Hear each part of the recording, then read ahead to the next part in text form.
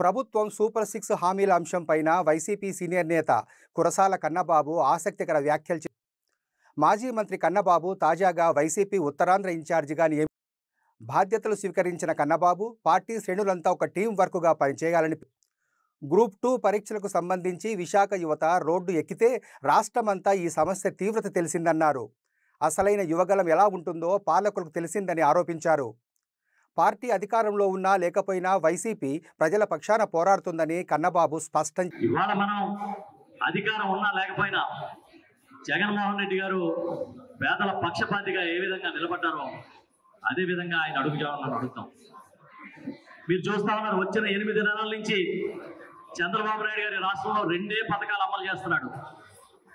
ఒకటి చంద్రన్న పగబట్టినట్టుగా అన్ని వర్గాల్ని, ఇటు లబ్ధిదారులు మొదలుకొని వైఎస్ఆర్ పార్టీ కార్యకర్తల వరకు వేపించి తినేయడం కార్యక్రమం. చంద్రన్న ఒక్క చెప్పింది చేయకుండా, ఒక్క స్కీమ్ కూడా అమలు చేయకుండా సూపర్ 6 లాంటివన్నింటినీ కూడా మడతపెట్టి బీరువాలో పెట్టుకుని కనీసం వాటి జోలికి వెళ్ళడం పరిస్థితి. ఇవన్నీ చూసినప్పుడు ఒక ప్రతిపక్ష పార్టీగా మనకి ఇంకా బాధ్యత ఉందని మేమందరం భావిస్తూ ఉన్నాం. ప్రతి విషయంలోనే నిలదీస్తాం. ఏదో జగన్మోహన్ రెడ్డి గారు ఈ రాష్ట్రాన్ని అప్పుల్లో ముంచేశారని చెప్పి పెద్ద ఎత్తున దుష్ప్రచారం చేశారు. కానీ వాస్తవాలు ఏంటనేది ఇవాళ ప్రజలకు తెలుస్తోంది. కేవలం 6-7 నెలల కాలంలో 1,19,000 కోట్ల రూపాయలు అప్పులు చేసి ఏం చేశాడో కూడా తెలియదు. ఒక్క పథకాన్ని అమలు చేయలే.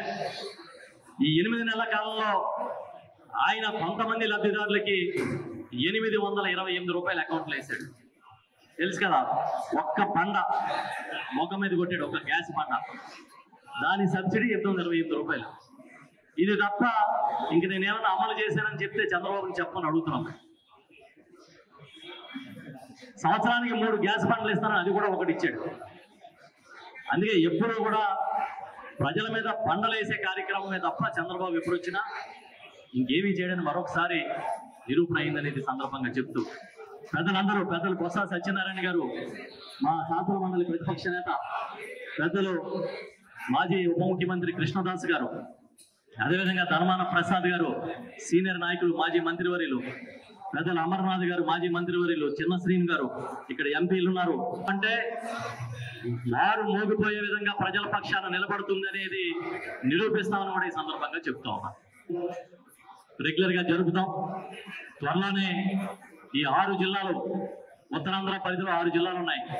6 జిల్లాలని కూడా ఆ జిల్లాలకు వెళ్ళి అక్కడ నాయకులతో, కార్యకర్తలతో, జిల్లా పార్టీ అధ్యక్షుల నాయకత్వాన కలుస్తాం.